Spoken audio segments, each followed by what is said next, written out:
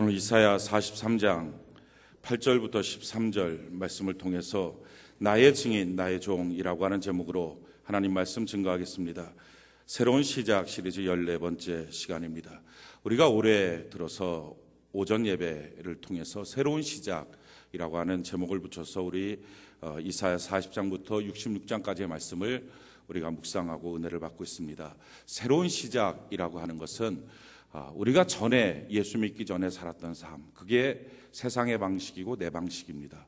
그렇게 세상 방식, 내 방식으로 살던 내가 이제 예수를 믿고 나면 내 방식이 아니라 하나님의 방식으로, 하나님의 식대로, 하나님의 뜻을 따라 하나님의 길을 걸어가는 것, 이것이 우리 인생의 새로운 시작입니다. 그래서 올 한 해는 우리가 교회를 나와도 겉에는 예수 믿는 사람인데 사실은 속에 있는 생각과 모습과 길이 우리가 예수 안 믿는 사람처럼 옛날에 살았던 세상 방식대로 우리가 살고 있다면 그것을 바꾸어서 하나님의 식대로, 하나님의 뜻대로, 하나님의 길을 따라 걸어가는 삶의 모습을 사는 것, 이것이 바로 새로운 시작이고, 그렇게 걸어갈 때 하나님이 우리를 책임져 주시고 보호해 주시고 지켜주시게 될 것입니다. 그래서 예수 믿는 사람은 다른 세상 어디를 봐도 하나님의 식을 볼 수 없습니다. 하나님의 방법이 뭔지 알 수 없습니다. 오직 하나님의 말씀, 이 성경을 볼 때만 하나님의 방법이 뭔지, 하나님의 식이 뭔지 그것을 깨달을 수 있습니다. 그래서 예수 믿는 사람들은 예배를 드립니다. 예배를 드릴 때 말씀에 집중합니다. 하나님이 과연 뭐라고 말씀하시는지 그 말씀을 듣고 그 하나님의 방식대로, 하나님의 뜻대로 살아갑니다. 예수 믿는 사람들은 그래서 날마다 아침에 성경을 봅니다. 큐티를 합니다. 하나님께 기도해서 내 마음을 쏟아놓고, 그리고 하나님이 내게 무슨 말씀을 하실지 창세기서부터 요한계시록까지 날마다 내가 몇 장씩 큐티를 하겠습니다 정해놓고, 그러고 나서 쭉 큐티를 합니다. 그래서 하나님 주시는 말씀을 아침에 받고, 그리고 나서 하루 종일 그 말씀 갖고 살고, 그리고 저녁 때 자리에 눕기 전에 그 말씀대로 살았는지 자기를 점검해 보는 것, 이게 예수 믿는 삶입니다. 그래서 예수 믿는 삶은 예배드리는 삶이고, 예수 믿는 삶은 성경 보고 큐티하는 삶, 이게 예수 믿는 삶입니다. 우리 세종학교에는 모든 성도들이 예배에 집중하고, 그래서 하나님의 말씀이 뭐라고 말씀하시는지를 듣고, 또 날마다 성경을 읽음을 통하여, 개인 큐티 시간을 가짐을 통하여 하나님의 말씀이 나에게 뭐라고 말씀하시는지, 그래서 똑같은 환경과 상황이 닥쳤을 때도 옛날 했던 방식이 아니라 전혀 다른 방식으로 하나님의 식대로 반응할 때 그 사람을 하나님이 기억하고 책임져주고 이끌어주지 않겠습니까? 우리가 그렇게 신앙생활하는 은혜가 있기를 바랍니다. 하나님이 말씀하시는데 이렇게 말씀하시죠. 이사야 43장에 보면 내가 너를 구속하였고 지명하여 불렀다. 내가 너를 그냥 건져낸 게 아니라 예수의 생명을 주고 내가 너를 건져냈다. 뿐만 아니라 내가 너를 지명했다. 그냥 몇 명 정도 구원하자, 이게 아니고 만세전에 너의 이름 석자를 딱 집어넣고 합격자 발표하듯이 그렇게 써놓고, 그리고 나서 거기다가 너야 다른 사람으로 대치되지 않아. 내가 너를 지명했어. 그리고 내가 너를 구속했어. 너는 내 거야. 하나님이 그렇게 하신다는 거죠. 뿐만 아니라 하나님이 동행하여 주시고 보호해 주시고, 사람들이 뭐라고 말해도 하나님이 그를 존귀하다 말하시고 보배롭다 말하십니다. 이 말씀을 하실 때에 그 말씀을 듣는 이스라엘 백성들의 상황은 바벨론의 포로로 있을 때입니다. 굴욕적이고 못 살고 힘들고 가슴 아픈 일들이 자기의 인생에 가득 있는 그런 노예 생활, 포로 생활입니다. 얼마나 그 말씀을 들었을 때 힘을 얻고 위로를 받고 이 말씀을 붙잡고 살아야지 했을까요?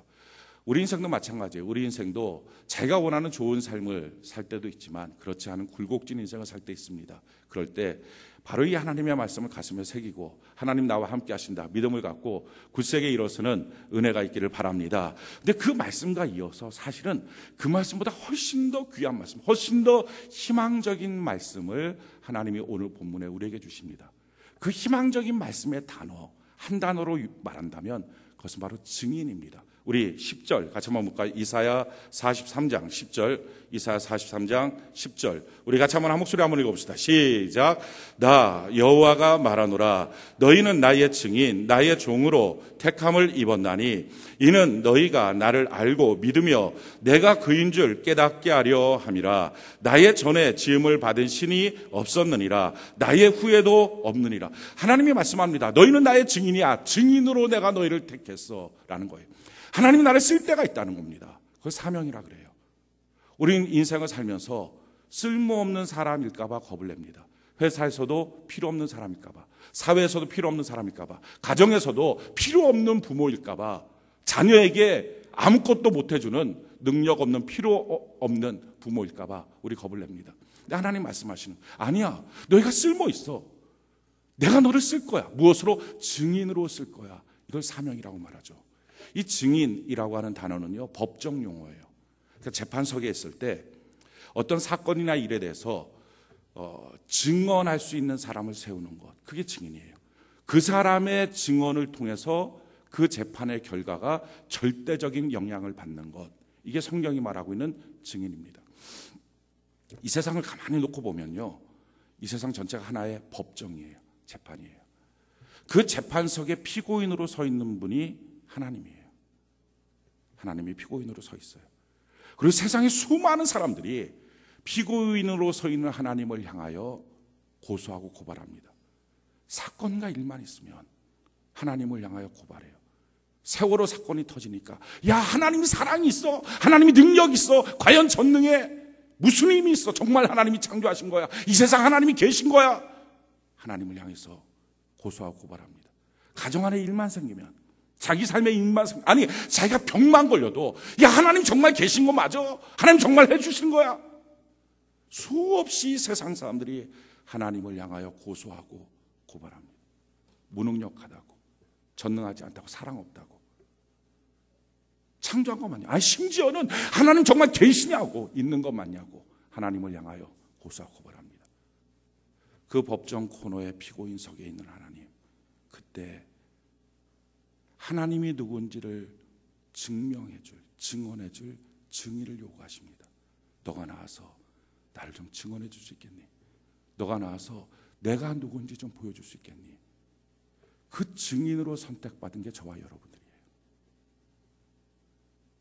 하나님의 절대절명의 순간에 너가 나와서 말해주는 그 말 한마디로 하나님에 대한 인식이 달라진다는 거죠.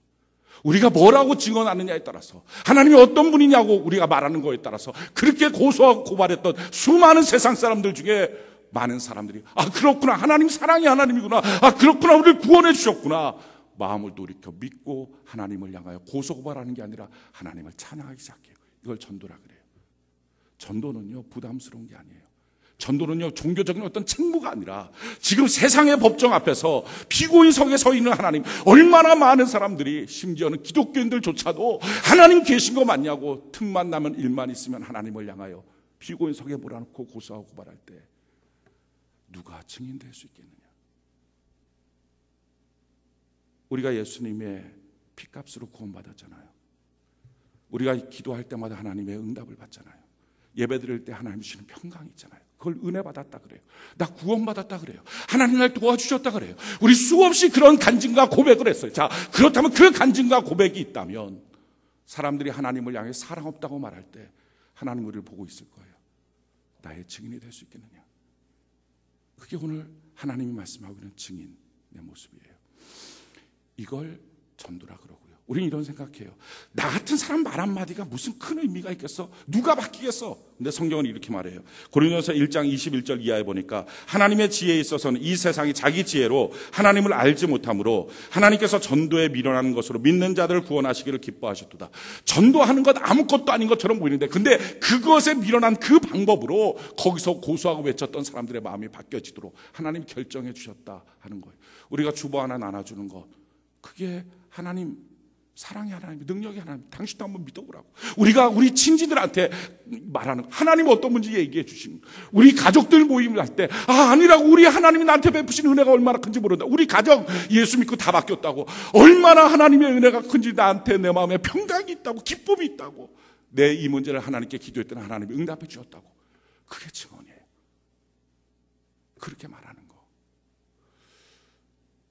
성경은요, 이 증언의 일들을 사실은 성령 하나님의 역할이었다고 기록합니다. 요한복음 15장 26절로 27절에 내가 아버지께로부터 너희에게 보낼 보혜사 곧 아버지께로부터 나오시는 진리의 성령이 오실 때에 그가 나를 증언하실 것이다. 진리의 성령이 증언하실 것이다. 그 다음에 너희도 처음부터 나와 함께 있었으므로 증언하니라. 우리를 향해서도 또 동일하게 말씀합니다. 하나님의 성령이 증언하는 그 일을 너도 증언한다. 하나님의 동역자로 내가 너가 삼겠다. 그래서 우리에게 성령이 임하시면 권능을 받고 예루살렘과 사마리아 유다 땅끝까지 이르러 하나님의 증인으로 우리가 살아갈 수 있습니다. 그렇게 우리를 증인으로 하나님이 불러주셨다는 것입니다. 이게 오늘 성경이 말하고 있는 우리의 사명이에요. 우리 같은 사람, 내가 예수 믿고 구원받았는데 그 구원받은 그 일에 대해서 사람들이 고소하고 고발할 때, 하나님을 향해서 뭐라고 말할 때 누가 그 자리에 서서 하나님 그런 분 아니라고 얼마나 사랑이 하는 능력이 하나님이지 그 하나님에 대해서 말할 수 있는 사람이 있느냐. 근데요, 그렇게 바라보기는 예수님의 시선을 우리가 얼마나 많이 피하는지요. 전도하자 부끄럽다고 안 하고요, 전도하자 손해볼까 봐 안 하고요, 전도하자 바쁘다고 안 하고요. 그러면서 우리의 삶 속에 어렵고 힘들고 우리가 코너에 몰려 있을 때마다 하나님 왜 나 안 도와주냐고, 하나님 왜 내 편 안 대주시냐고 우리가 그렇게 하나님께 말하죠.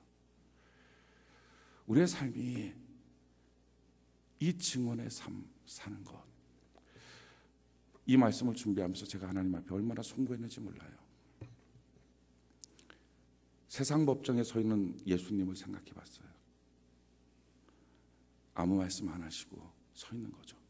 수많은 사람들이 예수님을 향해서 멸시하고 모욕하고 모함하고 그러면서 예수님을 향해서 막 외치는 거예요. 2000년 전에 십자가에 못 박으라고 수많은 군중들이 예수님을 향해서 십자가에 못 박으라고 죽을 죄를 졌다고, 오늘날 얼마나 많은 사람들이 예수님을 향해서 죽을 죄를 졌다고 말합니까?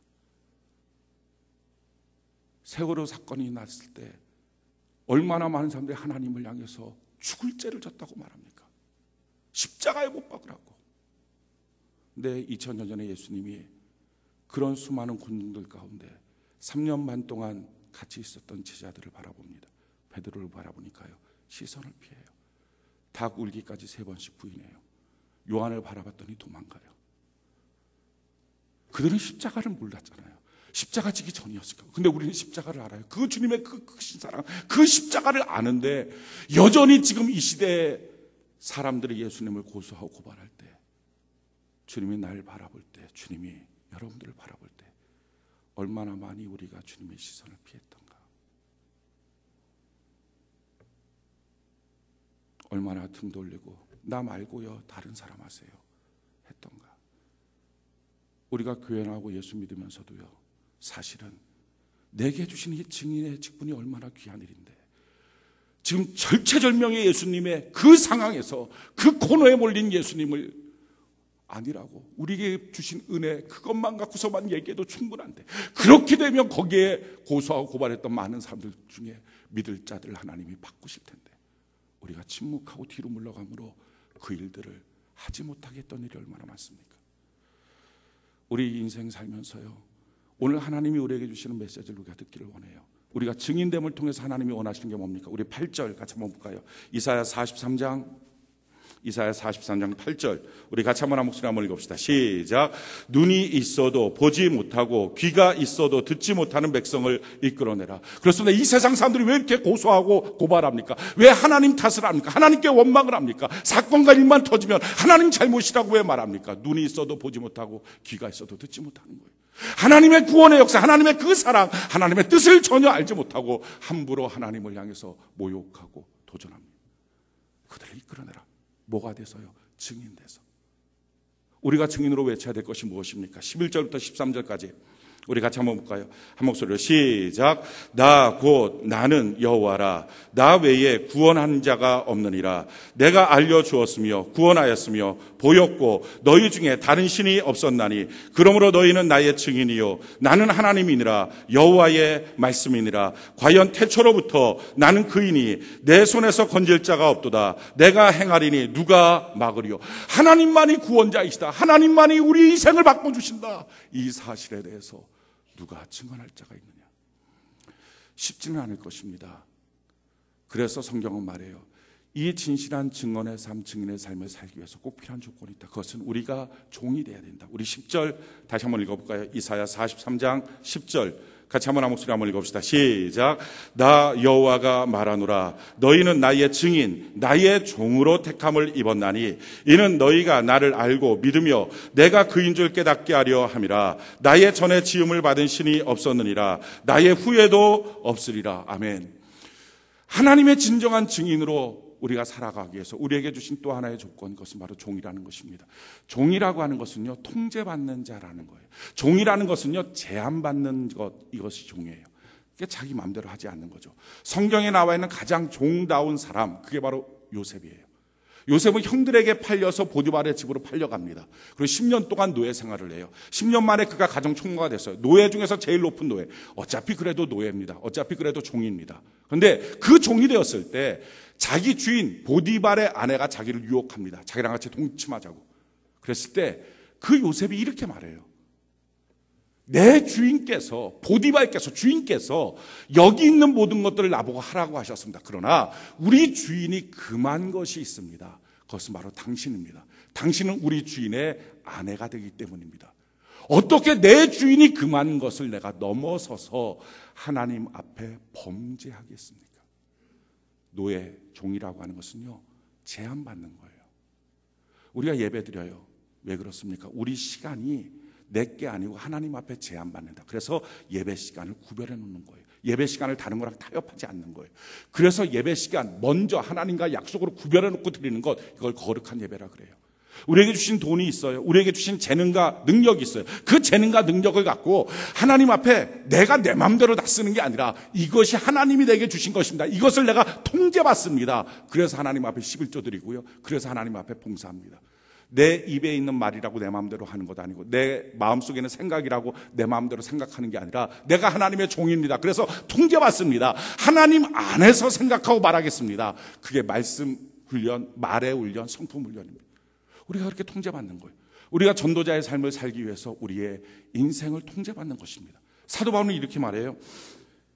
고린도후서 11장 23절 27절에 보면 그들이 그리스도의 일꾼이나 정신없는 말을 하거니와 나도 더욱 그러하도다. 내가 수고를 넘치도록 하고 옥에 갇히기도 더 많이 하고 매도 수없이 맞고 여러 번 죽을 뻔하였으니 유대인들에게 40에 하나 감한 매를 5번 맞았으며 3번 태장을 맞고 1번 돌로 맞고 3번 파선하고 일주일을 깊은 바다에 지냈으며 여러 번 여행하면서 강의 위험과 강도의 위험과 동족의 위험과 이방인의 위험과 신의 위험과 광야의 위험과 바다의 위험과 거짓 형제 중에 위험을 당하고 또 수고하며 애쓰고 여러 번 자지 못하고 줄이며 목마르고 여러 번 굶고 춥고 헐벗었도다. 예수님의 복음을 증거하기 위해서 예수님 앞에 증인으로 서기 위해서 자기의 삶에 이렇게 통제받는 삶을 살았다. 억지로 통제받는 종이 됐다면 얼마나 억울하고 힘들까요? 그렇지만 자원해서 하는 사람, 자원해서 가난해질 수 있는 사람, 자원해서 자기의 시간을 하나님 앞에 드릴 수 있는 사람, 자원해서 더 많이 가질 수 있는데 포기할 수 있는 사람, 얼마나 강력한 사람입니까? 성경이 이렇게 말해요. 사도행전 20장 23절 24절에 보니까 오직 성령이 각 성에서 내게 증언할 결박과 환난이 나를 기다린다 하시나 내가 달려갈 길과 주 예수께 받은 사명 곧 하나님의 은혜의 복음을 증언하는 일을 마치려 하면은 나의 생명조차 조금도 귀한 것으로 여기지 아니하노라. 내게 주신 생명에 대해서 하나님 내가 제한받습니다. 이렇게 제한받을 때 하나님의 증인으로 살 수 있습니다. 하나님이 우리에게 수많은 사람들이 야 예수님이 뭘 하고 있어? 하나님이 도대체 어떤 분이야? 아무것도 아니잖아. 과연 너한테 뭘 해줬어? 수없이 말할 때 우리가 하나님의 종으로 내 시간과 내 물질과 내 성품과 말에 대해서 통제받으면서 서 있지 않고 내 마음대로 하고 싶기 때문에 시선 피하고 전 못해요. 전 하기 싫어요. 저 손해볼 것 같아요. 뒷걸음질 치면서 또 다른 사람 없냐고 우리가 하나님 앞에 말하고 있지 않느냐는 거예요. 종의 모습을 사는 것. 그럴 때 진정한 증언의 모습을 살 수 있습니다. 우리가 어떻게 예수님 증인의 모습으로 살까요? 그때 하나님이 우리에게 주시는 하나님의 약속은 무엇입니까? 하나님이 이렇게 말씀합니다. 누가복음 12장 8절 9절에 보니까 내가 또한 너희에게 말하노니 누구든지 사람 앞에서 나를 시인하면 인자도 하나님 앞에서 하나님의 사자들 앞에서 그를 시인할 것이요 사람 앞에서 나를 부인하는 자는 하나님의 사자들 앞에서 부인을 당하리라. 우리는 이 땅의 재판정만 알고 있어요. 이 땅의 사람들이 막 하나님을 향해서 뭐라 그러는 것 우리는 그런 것만 보고 있어요. 그런데 육신의 때가 다 끝나고 나면 이 세상의 모든 사람들 다 하늘나라의 법정 앞에 섭니다. 그때 모든 사람들이 피고인석에 있는 거고요.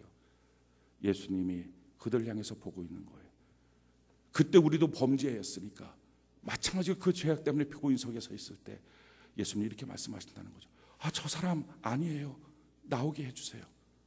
땅에 있을 때 저 사람이 나를 시인해 줬어요. 땅에 있을 때 저 사람이 나를 증언해 줬어요. 성경은 주여 주여 하는 자마다 다 천국 가는 것 아니다. 이 땅을 살 때 내가 예수님의 증인으로 살았는가? 성경은 그것을 우리에게 지금 물어보고 있습니다. 그래서 증인으로 산 사람에 대해서 하늘나라에서도 그를 시인해 줄 것이고, 너가 이 세상을 살면서 부인했다면 하늘나라에서도 내가 너를 부인하게 될 것이다. 성경은 말씀합니다. 두 번째, 전도자, 증언하는 자에게 주신 하나님의 약속, 축복이 무엇입니까? 고린도서 9장 13절로 14절에 보니까 성전의 일을 하는 이들은 성전에서 나는 것을 먹으며 제단에서 섬기는 이들은 제단과 함께 나누는 것을 너희가 알지 못하느냐. 이와 같이 주께서도 복음 전하는 자들이 복음으로 말미암아 살리라 명하십니다. 우리가 하나님의 복음을 증언하고 증거하면, 우리 하나님 그런 분이라고, 우리 하나님 능력이 하나님이라고, 우리 하나님 내게 이런 복을 주셨다고, 내게 이런 치유를 주셨다고, 우리 하나님 내게 이런 은혜를 주셨다고, 우리 가정에 평강을 주셨다고.